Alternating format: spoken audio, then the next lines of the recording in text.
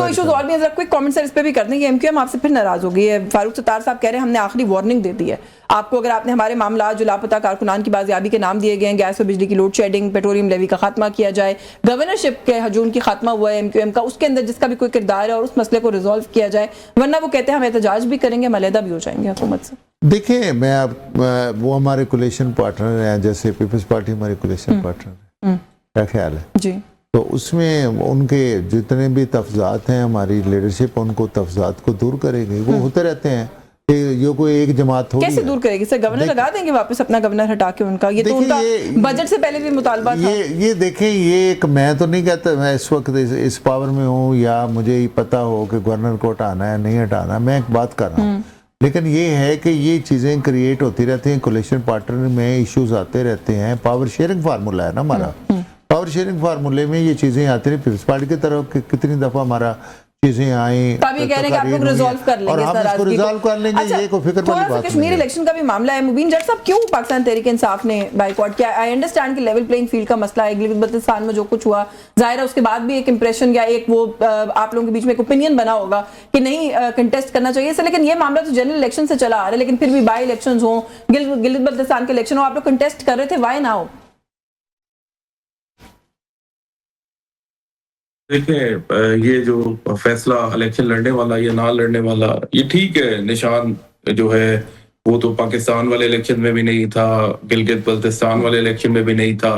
ये जो कश्मीर वाला इलेक्शन है, इधर भी बड़े लोगों की ऐसी राय थी पार्टी के अंदर जो चाहते थे कि इलेक्शन में हिस्सा लेना चाहिए, लेकिन ये फैसला सारे का सारा जो है ये ज्यादातर छोड़ा गया उन लोगों के ऊपर जो कश्मीर के रहने वाले तरीके इंसाफ के लीडरान है, जो कयूम न्याजी साहब हैं या जो लोग हैं, उनकी ये राय थी कि कश्मीर की आवाम के जो अभी मसाइल हैं या जो उनका गुस्सा है वो इलेक्शन का इस वक्त जो है वो नहीं सोच रहे, वो अपने जो उनके साथ जो भी वहाँ पे चीजें चल रही हैं वो उसके अंदर ज्यादा इन्वॉल्व है, और ये उनका फैसला था और उनकी राय थी।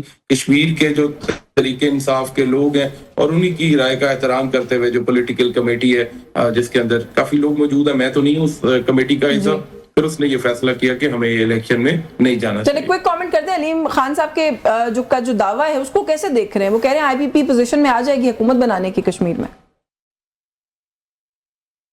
कुछ भी हो सकता है जी इधर पाकिस्तान में, आपको भी पता है, मुझे भी पता है, और बाकी ये आप सवाल हुकूमत से पूछें, इनके लिए ये कैसा समझ। मैं ये सवाल वैसे पीपल्स पार्टी से पूछती हूँ, सबसे most relevant and concern party right now, Hasan Murtaza साहब से कैसे देख रहे हैं अलीम खान साहब के दावे को? वो कहते हैं कि आईपीपी जो है वो गवर्नमेंट बनाने की पोजीशन में आ जाएगी कश्मीर में। आईपीपी वो जमात जो गिलगित के अंदर कोई सीट भी नहीं जीती लेकिन आजाद उम्मीदवार उसमें चले गए, जाके हुकूमत को सपोर्ट कर रहे हैं, अब ये क्लेम आ रहा है उनकी तरफ से। देखिए यही रिजल्ट देख के तो अलीम खान साहब ये कह रहे हैं कि वो कश्मीर के अंदर हुकूमत बना लेंगे। उन्हें पता है कि जहां मैं नहीं जीतता मुझे 4, 5, 6 तो वहां से भी मिल जाते हैं। अब वो माशाल्लाह 6 है, अब 4 नहीं है, स्पेशल सीट्स मिला के हम 6 के करीब पहुंच गए। बिल्कुल सही। तो जब जहाँ पे इस किस्म की चीजें हो रही हो वहां पे कोई दो राय नहीं है, लेकिन कश्मीर के अंदर बिल्कुल चीजें मुख्तलिफ हैं। कश्मीर की सबसे पहले तो अल्लाह ताला खैर करे और वहाँ के जो इश्यूज हैं वो रिजॉल्व हो जाएं बातचीत के जरिए और हालात अच्छे हों, बेहतर हों। तो एक पॉलिटिकल एक्टिविटी है इलेक्शन, इसमें सारों को हिस्सा लेना चाहिए और